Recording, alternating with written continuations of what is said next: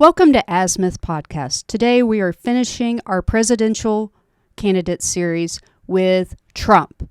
I'm Kimberly McNabb, and with me is my husband, Barrett McNabb. Thanks, Kimberly. So let's go ahead and watch Trump's official campaign video on his website. There isn't one. So, like Chris Christie, Trump, let me give your campaign manager some advice. Go ahead. You're the leading candidate right now in the United States for the 2024 election. You also have the most money. My recommendation for your media manager is to create a 2-minute exciting video that is played immediately upon when somebody goes to your website. Yes, you have a bunch of POTUS 47 videos that are, in 2 to 6 minutes long. They address his policies. agenda and all of his policies. So that much I do like. But there's not a feel-good video that occurs right when you come onto your website, and I highly encourage you do that. Similar to, we kind of make fun of Chris Christie about that as well. But you're doing so well. Just get one of those videos out, and I think you'll be doing even better. But Kimberly, this is the last one. We saved the elephant in the room, or not in the room, or not in the during room these debates. For our last official 2024 candidate. And what a candidate is, or he is, and let's talk about him. Yep. Now, we're familiar with how his presidency was, but we'll go over some highlights to remind you of what it was like aside from the Twitter wars. Right. So something that affected us all, economics. Right. We all have to buy groceries. We all have to buy gas. We all either pay rent or mortgage. So let's talk about it. Food was undeniably cheaper. Biden likes to talk about how his inflation's going down. Well, okay, last year I gained 20 pounds, but this year I gained 5 pounds. I'm doing well, right? No, you're still gaining weight. Well, stuff's costing more. So, for instance, 2017, food inflation, the one that affects us all, 0.9%. 2018, 1.4%. Under Biden, 2021, food inflation, 3.9%. 2022, 9.9%. That's crazy. And that's 9.9% more than 2021. So, and this is just food. They pulled this statistic out of the norm of the regular inflation. Yeah. So, you always have to do your research. I mean, yes, it can get boring doing research, but you need to know what the talking points really mean. Whether they feel good or not, you got to know what they mean. Okay, say if you're a wealthy person, well, what do you care about, of food going up, quote, a little bit? Well, the morale of half the country, whether they're Republicans or Democrats, would be, they were better under Trump because the economy was better. I mean, it's just facts. I mean, right. At least half the country would be, their morale would be better under Trump. Whereas Biden, I'm sorry, but if things costing more, even if you voted for him, your morale is still going to suck. According to Pew Research survey, 44% believe that Trump made the economy better, whereas 26% were indifferent. Yeah, this just goes exactly to Ronald Reagan's famous quote when he was debating Jimmy Carter. You need to ask yourself, are you better off now than when you were 4 years ago? Yeah, so that's only 30% would say they were worse off under Trump, whereas 70% said they were at least indifferent or not better. Also, 2016 to 2019, I like to back out COVID because it was just unprecedented. The world was basically on fire. Unemployment was down to less than 4%. I mean, that's pretty good. With some of the lowest levels for Black and Hispanic Americans. Yeah, exactly. In history. Exactly. Something else that Trump did was he expanded apprenticeship programs. So, Biden's like, oh, I want to forgive student loan debt. Well, that affects people that went to colleges, whether it's a state school or an Ivy League school. Apprenticeship programs, I mean, that's like, plumbing, electrical. The trades. And so that's encouraging working class people to thrive. Yeah, and Mike Rowe, who famously has the television show Dirty Jobs, and he's a big proponent of the trades, in that you don't need to go to college in order to be part of the upper middle class. You can go to the trades and you can provide for your family and pay for education for your children, all without having to go to college and incur all of this debt. So he withdrew from the Paris Climate Accords, saving millions of jobs. And here's the big important reason why. It wasn't good for America. It wasn't good for America. It was good for certain countries, because while the United States had to reduce our greenhouse gas emissions, countries like China and India were allowed to increase their production of coal-fired plants and increase the production of greenhouse gases. Now, that doesn't seem fair. Our economy gets hurt, their economy grows. And the reason that China said that they needed to do this is they needed to catch up with the developing world in order to have their country. Well, if the world needs change, allowing two countries to replace the greenhouse gases of other countries rather than all countries reduce, that's something somebody could get behind. But the fact that it hurt the United States but helped China, an enemy of the United States, makes no sense to me. Makes no sense to me. No, and last I checked, it was global warming. So why would we shoot ourselves in the foot to help them out? And also, the way we are more efficient when we produce energy than China. I mean, right. They don't care how much CO2 is released in the air. They just want to bang out the energy, whereas we actually have regulations and standards. So we are actually cleaner in producing the same amount of energy. Yeah. I mean, and that's something people, just because you don't see the energy being produced here doesn't mean it's not being produced dirtier somewhere else. Yeah, exactly. I mean, imagine if somebody wanted to start up a coal-fired plant in California. Good luck with that. I mean, immediately there'd be all of these lawsuits and protests, and you can't do it. Imagine how many lawsuits are filed and how many mass protests there are in China when China wants to put a coal-fired plant down. Nope, and Zero. They don't care how it gets done either. Zero.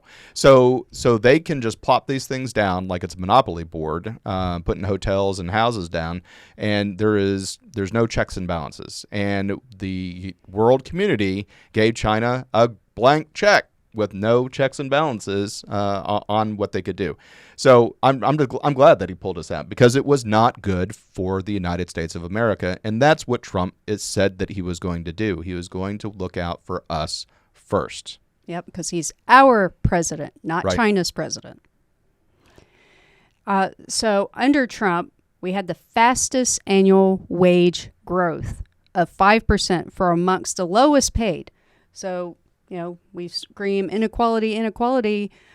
We want income equality. Well, guess what? Increasing wages for the poorest people, I'd say, helps that. Yes. The ideally, you want the poorest people's salaries to go up, their wealth to go up, the middle class, their salaries and wealth to go up, and the rich, their salaries and wealth to go up. You want everybody to go up. Yep. And people forget, wealthy people hire people in And their start companies businesses. and start businesses. Exactly. And under Trump, inflation was never above 2.9%, with an Okay. average of 1.875%. And, we shoot for 2. I mean, right now, what is it? Way higher. 9.9? That That's for food. That was for food. Yes.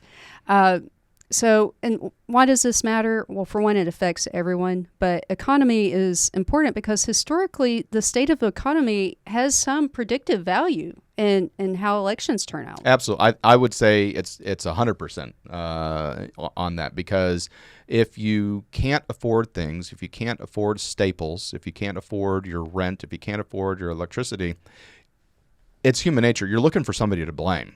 Yeah. Who is causing this problem for me? My gas. If my gasoline, I can't get to my job where I make money to buy all the things that I need to do.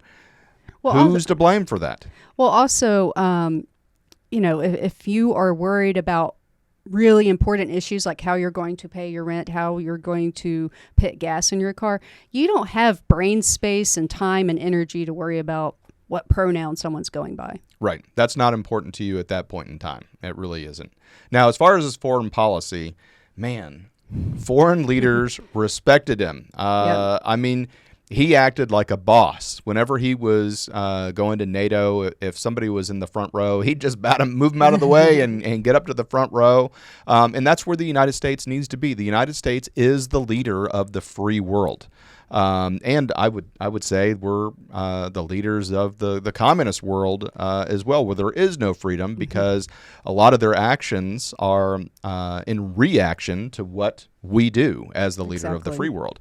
And, everybody respected him. There weren't any invasions. Russia didn't invade Ukraine until after the disastrous Afghan withdrawal. And Biden said, well, I was just following Trump's policy. So if you see something that you think is wrong, but you're just going to say, well, he had it in place, so I'll just follow along, that's a cop-out. That's a cop-out on Biden. Yeah, I doubt that was the blueprint Trump had laid out. And besides, since when has Biden gone by any of Trump's blueprint? Really, that was the one? Exactly. He canceled just about every single executive action that Trump had, but he kept one, and then he got to blame it. But Russia waited until Biden was in office in order to invade Ukraine, and I don't know. I mean, Trump says that Ukraine conflict would not have happened if he had been president.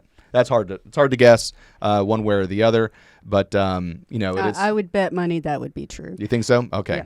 Yeah. Another significant thing that Donald Trump did was he moved the Israel embassy to Jerusalem. Now, Barrett, we've been at embassies. We were in Israel, so how is that significant? Well, the true significance of it is Trump followed the law. Okay, that's the big thing.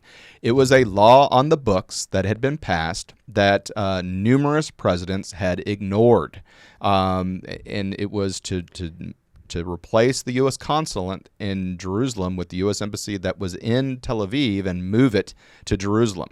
And that was a law that was on the books that President Bush ignored, that President Obama ignored, and Trump executed what was on the books. So when you talk about law and order, he didn't invent it. He just executed the law as it was written. And it did a number of things. It reinforced our commitment to Israel because Israel claims the capital of Jerusalem as the capital of Israel, and so it reinforced our commitment to our strongest ally in the Middle East. And again, it followed the law. And well, it showed the world that when we make a promise, we keep it. We keep it, and the past presidents prior to President Trump didn't do that. Now I noticed that Biden has not gotten a chance to move the embassy back. I think there'd be huge pushback if he tried to do that. So it's now permanent. The law has been satisfied. But one of Trump's major accomplishments was the Abraham Accords.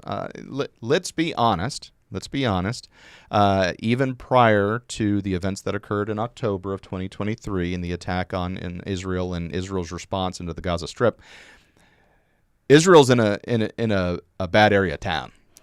They're in a pretty rough neighborhood. This big, and all these gigantic countries that hate you surround it. And they've been invaded 3 times, massive wars, but they're surrounded by people that hate them. And one of the things that Trump did is he helped normalize relations, with a lot of the big heavy hitters in the Middle East with these Abraham Accords, and namely the UAE, Qatar, Saudi Arabia, and this is huge. This is absolutely huge to get these normalized relations, because when countries typically have normalized relations, they're less likely to go to war with each other.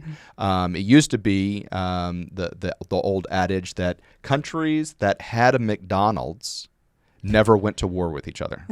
And it held for a really long time. But unfortunately, that eventually McDonald's isn't good enough ambassador it's anymore. not a good enough ambassador anymore. But still, if you have normalized relations, that means you have diplomatic dialogue and things like that.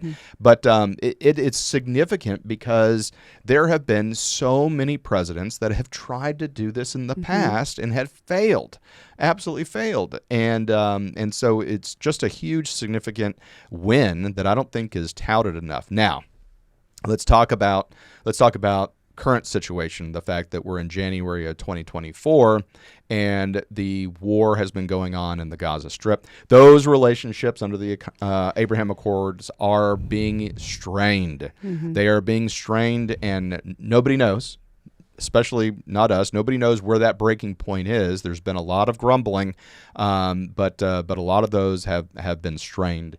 And is President Trump somebody that can repair that strain once and if he gets back into office? And that's to be seen. But still, it was a monumental achievement at the time, and obviously circumstances has put that to the test. Well, Hamas was only able to attack Israel because of its funding from Iran. Right. And how did Iran get so much money?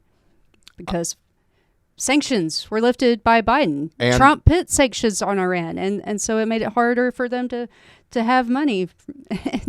and Trump also left the Iran nuclear deal. Yeah, I mean, right before President Trump's election, the Obama administration lifted sanctions, wrote a huge check, I believe it was $60 billion, freed up of money, and then Trump left the Iran nuclear deal, and Biden went right back to it, negotiated some prisoners, and gave him an additional $6 billion. I mean, this is just an absolute travesty to fund a nation that one of their stated objectives is to have death to Israel, death to America. I mean, it's like makes no sense. It's like Putin says that attack Ukraine, Poland's next. We should believe him. When Iran says, okay, we're going to get Israel and we're going to get the United States after that, we should believe them. Yeah. I mean, it's Absolutely. like if the bully at school says, I'm going to punch you in the face, you're going to duck. Probably. I mean, it's coming. It's just coming.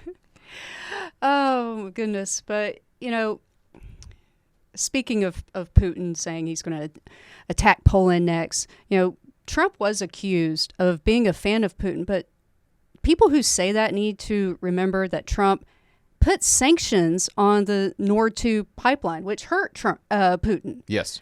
So if you're a fan of someone, are you going to hurt them economically? Probably not. Well, one of the big things we have to look at when we keep saying Trump's a fan of Putin, a lot of this was a misinformation campaign that the Clinton campaign threw out there with this dossier, right? And intelligence communities and the FBI jumped all over it, talking about how this Russian misinformation was in play to help Trump, and this dossier proves it. And it was proven that it was a Clinton campaign plant. And the intelligence community just jumped all over it.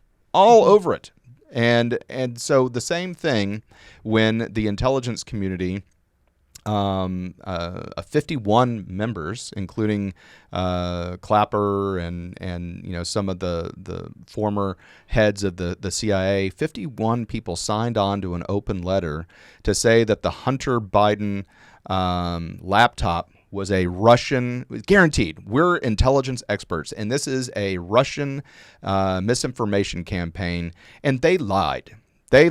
Now let's be honest. They're spies, and spies lie. Okay, That's so kind of their they're in the job intelligence title. community. They're like professional trained liars, and they took the time to write this letter and throw themselves on a sword that says this is a classic Russian misinformation, and they lied. They lied, and it's Hunter Biden smoking crack and having sex with prostitutes. I mean that's what it is. And so this campaign of Trump is fawning over Putin and things like that. I mean, you have to take it with a grain of salt, because a lot of these swamp institutional members are straight up lying, and they're conducting their own misinformation campaign on the United States of America. Well, I mean, I think it was... And those are facts. I think it's just an overreaction of Trump saying that Putin was smart. Well, he's an evil genius. How about that? Yeah, well, I mean, Putin plays chess. Evil. He plays chess. He's smart. Yeah, I mean, exactly. I mean... But anyway, let's move on to more issues at home. Right. Another issue that affects everyone, immigration. He had Title 42. He had the Remain in Mexico policy. I mean, that just makes sense to me. If you're fleeing, whether it's wartime, you're being persecuted, you can't find a job in your home country, you're still better off in Mexico than anywhere else. So, I mean, I still think that's more humane than what's going on now. What's going on now? I mean, right. there are people being assaulted at the border. There are people being raped at the border. And okay, if you care about, global warming and the climate and, all the green energy stuff, well, guess what? These people are coming across. They have nowhere to discard their human waste or their trash, and so they're leaving that everywhere. They're setting up, campfires and setting fires to forests. So, I mean, I think everyone should be concerned about it. And then a asylum ban if you travel through any country other than Mexico, it makes sense to me, again. Right. Well, one of the big things is when you look at the illegal immigration numbers under Trump and the illegal immigration numbers under Biden, Biden projected that there was going to be a looser border, and it was kind of amazing when you see these, hey, don't come, stay where you are, but then you relax all of the provisions that kept these people out of the United States. It's one of those, you're saying one thing, but you're doing another, and the doing part is what people pay attention to. And I that's just a huge significant problem. We look at the amount of staggering numbers of what the cartels were getting in human smuggling in 2018. I believe it was $500 million. Yes, and now it's 13 billion with a B. 26 times. Yeah, I mean, that's just so an they're incredible loving number. this. Who wouldn't love to have 26 times the amount of money? I mean, with the administration saying that there is no open border, there is no problem at the border, you're lying. You're lying. And the Trump administration, in building the wall and building barriers, Remain in Mexico, these are all things that need to happen. I mean, the biggest issue that people have is they're saying that any restriction in immigration is inhumane. All you have to do is go to a legal port of entry and do what you're supposed to do. It's the problem is the people that are sneaking across, and then when they get caught, then they have their rehearsed lines of, well, I'm seeking asylum in order to trigger all these protections under international law and things like that.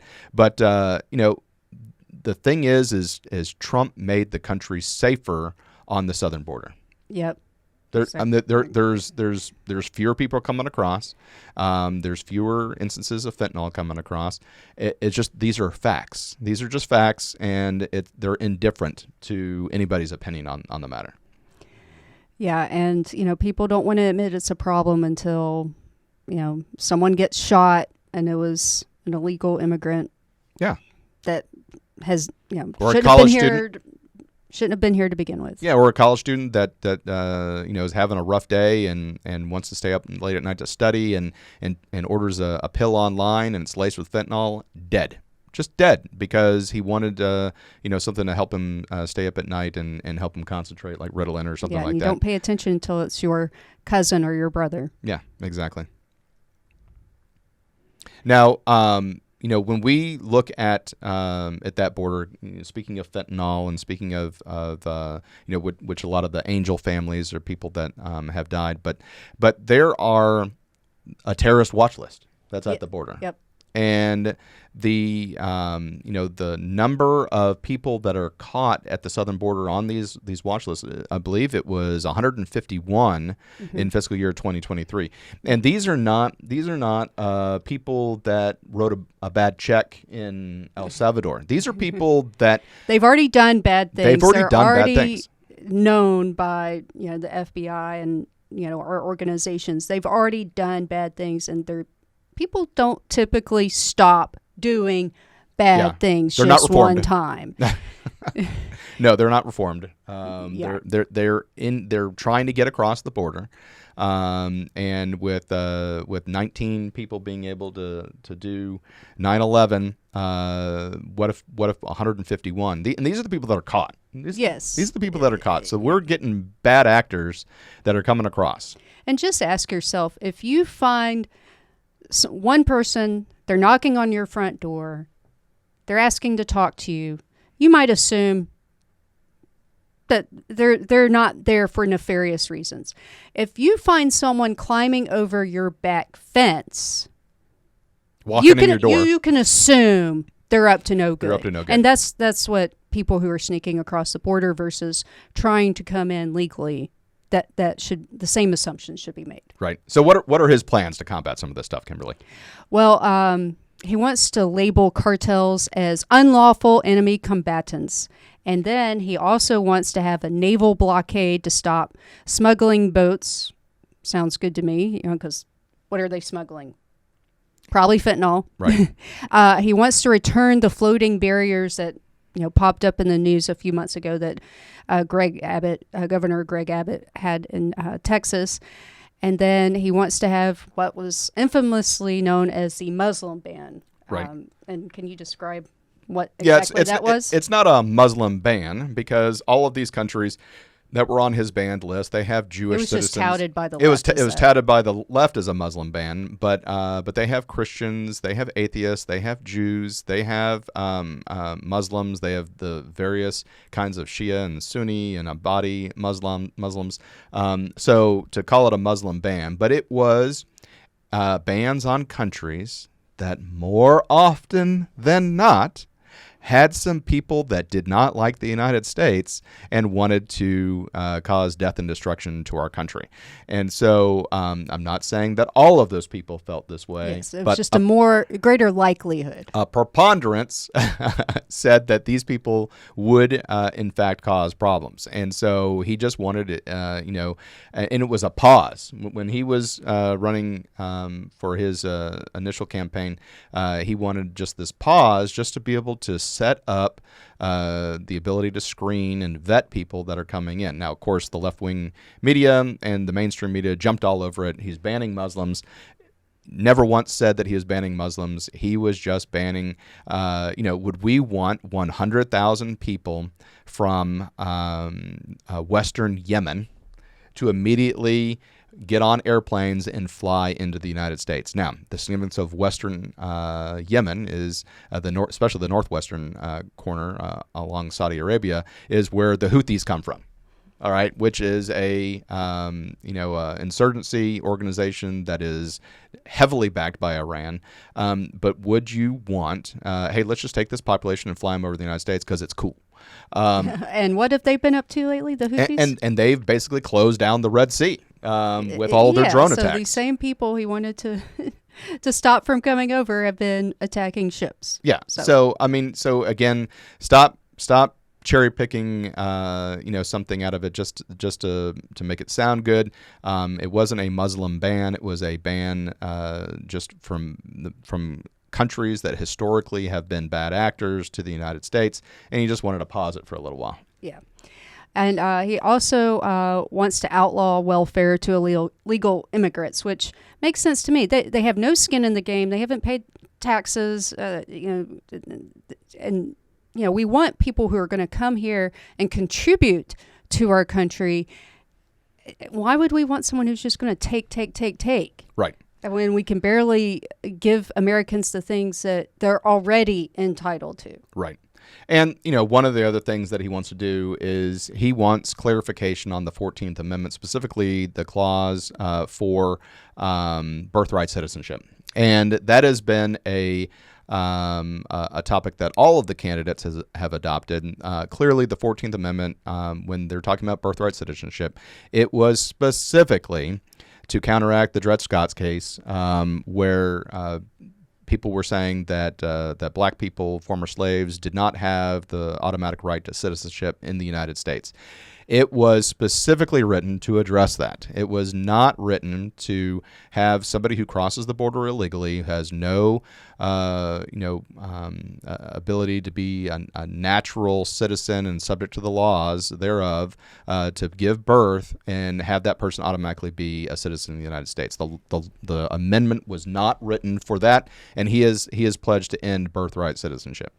Well, that will be very difficult to do with it being an amendment, but one thing people have to keep in mind when they think, that's really cruel. Well, if you go to other countries and you have a baby, that does not automatically give someone in any given country the right to be a citizen. That's absolutely right. In fact, very, very few countries in the world have birthright citizenship. Typically, one or both parents have to be citizens of that country for the citizenship to be passed on to the child. So this is unusual, and one of the things that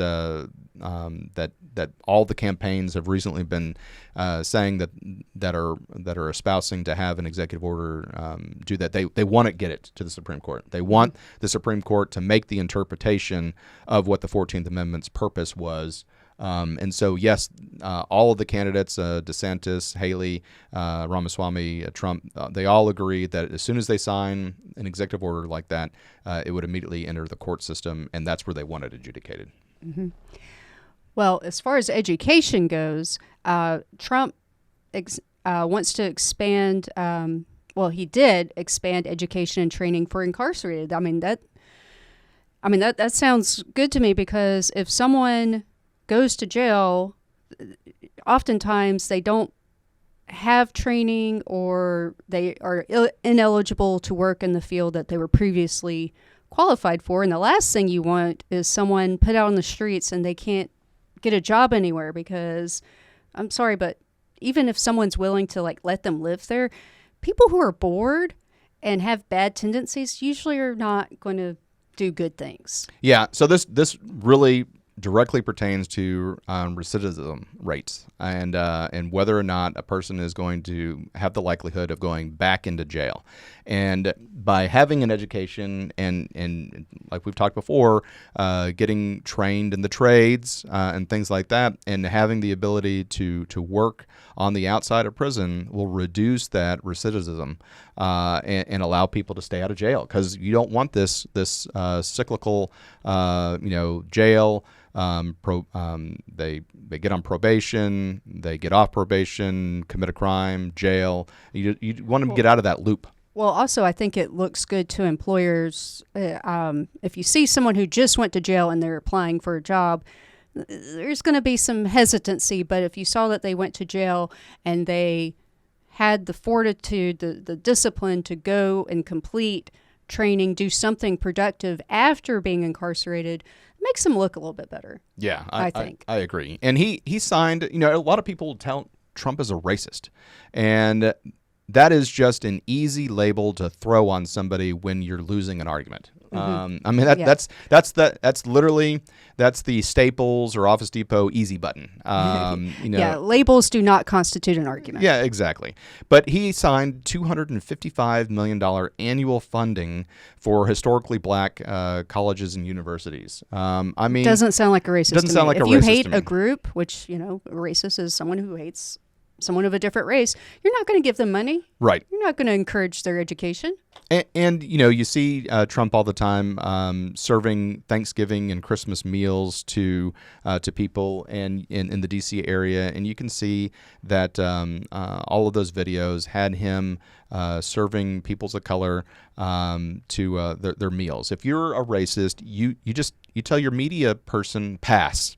I'm not gonna do that. But here he is serving, and presidents, historically they serve Thanksgiving meal to troops and things like that. But he also went to lower income neighborhoods, and he and the first lady did that as well. If you truly are a racist, you're just gonna skip that part. So anyway, with all this funding to the HBCUs, that argument doesn't hold water.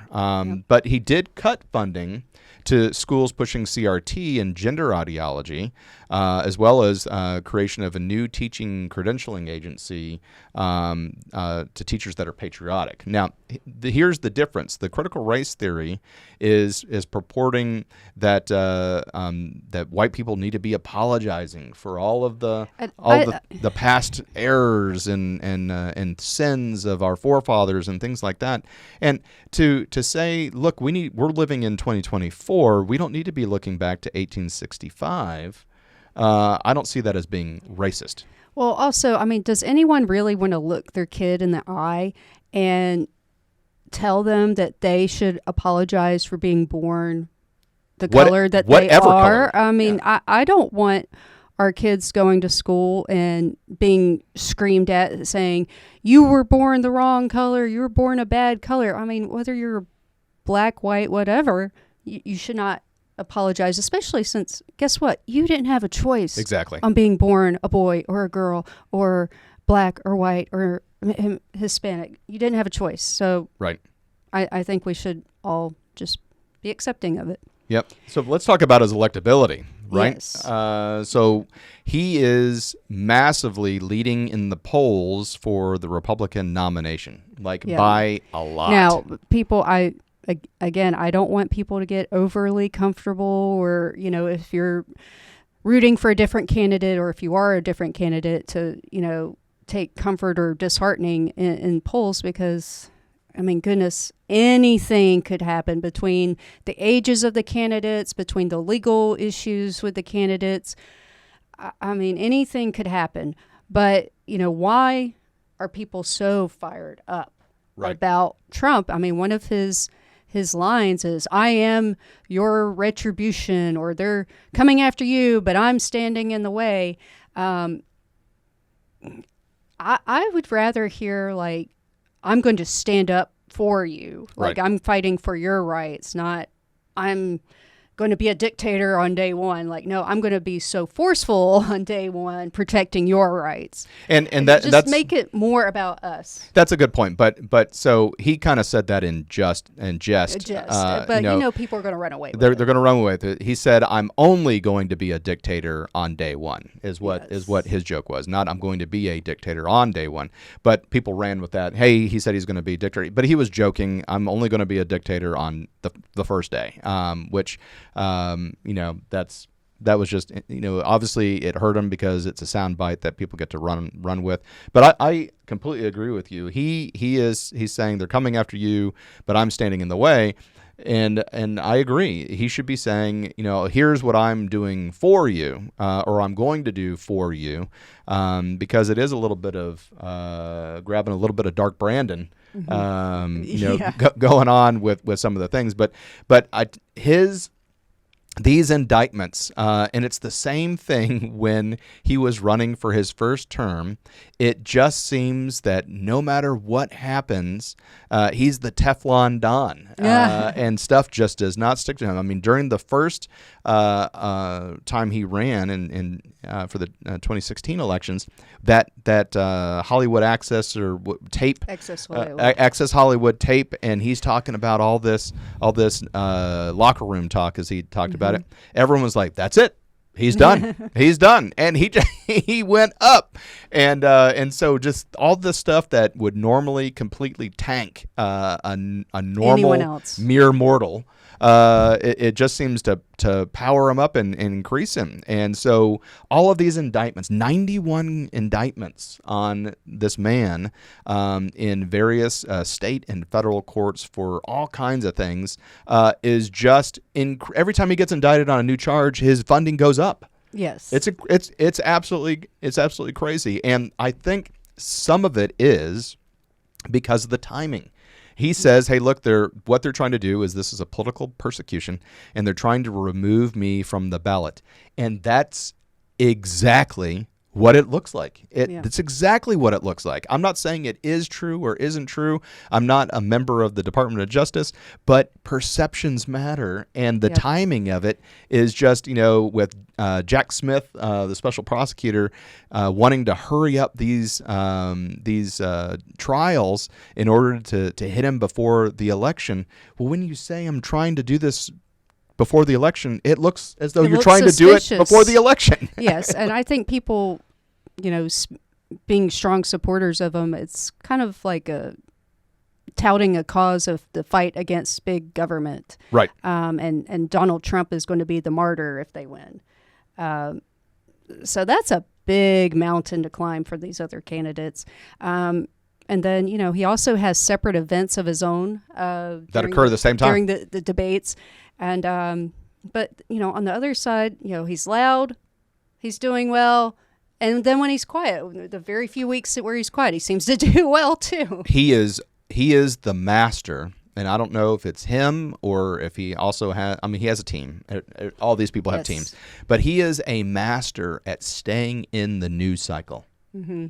And what the advertising, all press is good, even bad press, and he is getting good press and bad press all at the same time continuously. I don't think he has ever left the news cycle. No, I mean, he's getting all this stuff for free. Yeah, and that's worth. I mean, press is worth. One small piece of press is worth millions of dollars, and he gets it for free. Now, so what are some things that we see, that he's doing wrong? Yeah, things that are hurting him. I mean, I think Nikki Haley put it very well, saying he's his own worst enemy, and that's true. Like with the Florida documents case, all he had to do was be quiet, not wave stuff up in the air, and then saying, "I'll be a dictator on day one." Little sound bites like that. People are going to grab onto that. What he needs to do is focus on two things: how he's going to help us, and then focus on Biden's failings and say, miss me yet? Right. Well, so why him over somebody else? Well, so someone else, we need a candidate that can win and not go to jail. Okay. And someone who will not be so distracted, because court cases take a long time. They're very soul-sucking, money-sucking, time-sucking. I want someone who can focus just on the job, because it is the most stressful job on earth. And, someone who can pardon him on the federal crimes. But, if it is him, at least half of the country will be happy. Yeah, I couldn't agree more. And a lot of the candidates have said that they would pardon him if he, is convicted. And not because they're fans of Donald Trump. They just want the country to move on. They don't want that half of the country to just completely, be mired in this negativity. They want to move on and move forward. And I think that speaks for everybody. Absolutely. So thank you for watching this segment of Azimuth Podcast. This is the last and final candidate profile that we have that are the major players for the 2024 election. And stay tuned after these messages.